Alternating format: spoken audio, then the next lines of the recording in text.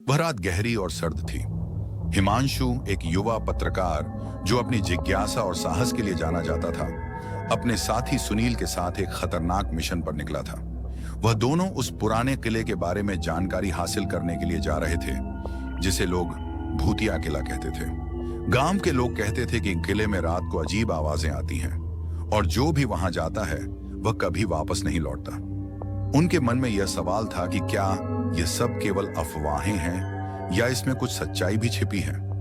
यह किला गांव से दूर एक घने जंगल के बीचों बीच स्थित था, जो और भी डरावना लगता था। हिमांशु और सुनील का मानना था कि ये सब महज डर फैलाने वाली अफवाहें हैं और उन्होंने ठान लिया कि वह इन अफवाहों का सच जानेंगे।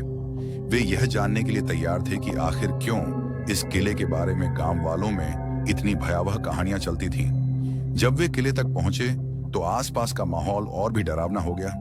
किले का दरवाजा बंद था, लेकिन हिमांशु ने इसे जोर से धक्का देकर खोला। जैसे ही दरवाजा खुला, एक सर्द हवा का जोरदार झोंका आया, जैसे किला उन्हें अंदर बुला रहा हो। चारों ओर घनी धुंध और अंधेरा था, जिससे कुछ भी ठीक से दिखाई नहीं दे रहा था। फिर भी दोनों ने अपनी हिम्मत जुटाई और भीतर प्रवेश किया।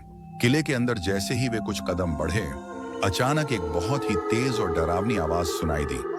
ऐसा लगा जैसे किसी ने ऊंची आवाज में चीख मारी हो, जो सीधे उनके कानों में घुस रही थी।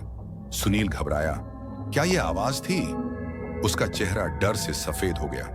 हिमांशु ने उसे शांत करते हुए कहा, यह सिर्फ हवा का असर होगा, कुछ नहीं। लेकिन उसका दिल भी अब तेज तेज धड़क रहा था, जैसे वह भी समझ रहा हो कि कुछ तो गड़बड़ है। वे दोनों आगे बढ़े और किले के अंदर एक बड़े कमरे में पहुंचे। कमरे में घना अंधेरा था और अचानक कमरे की बत्तियां बुझ गईं। कमरे में अंधेरा घेरने लगा, जिससे दोनों को कुछ भी दिख नहीं रहा था।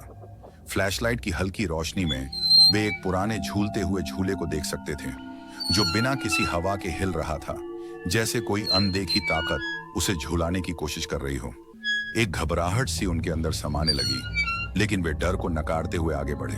फिर एक अजीब सी हल्की कदमों की आवाज सुनाई दी। सुनील ने धीरे से कहा, क्या यह किसी का कदम है? हिमांशु ने उसे विश्वास दिलाते हुए कहा, तुम्हें लगता है कोई यहां है? लेकिन तभी उस आवाज के साथ एक और चीज दिखाई दी।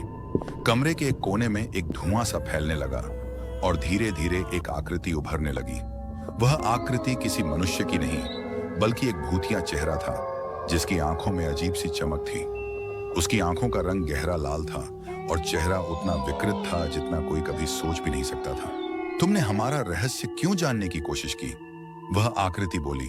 उसकी आवाज गहरी और डरावनी थी, जैसे समय से परे किसी ने यह सवाल पूछा हो। हिमांशु और सुनील कांपते हुए पीछे हटे। उनके चेहरे पर पसीने की बूंदें साफ दिख रही थीं। हिमांशु ने कांपते हुए पूछा, कौन हो तुम?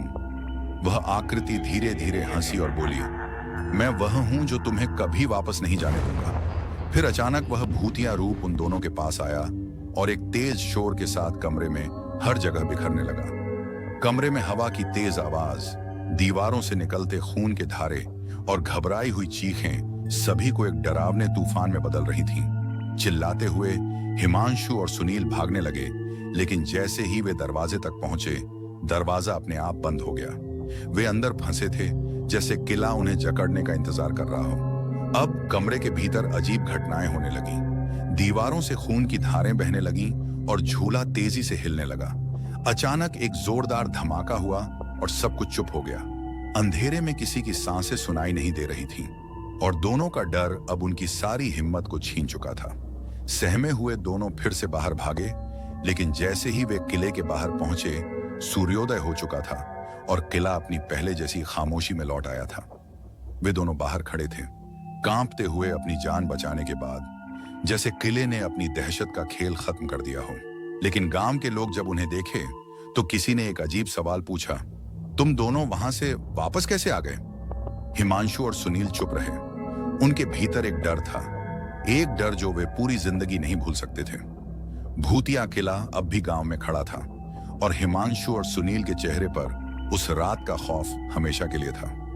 क्या वे कभी उस रात के रहस्य को सुलझा पाएंगे? नहीं, क्योंकि कुछ रहस्य सुलझाने के लिए नहीं होते, वे बस हमें डराने के लिए होते हैं। यह कहानी उस खौफ और रहस्य को दर्शाती है जो हमें अंधेरे में तलाशने के लिए प्रोत्साहित करता है। लेकिन कुछ रहस्यों से हमें दूर रहना चाहिए, क्योंकि कभी कभी हम जो खोजते हैं वह हमें तबाह कर देता है।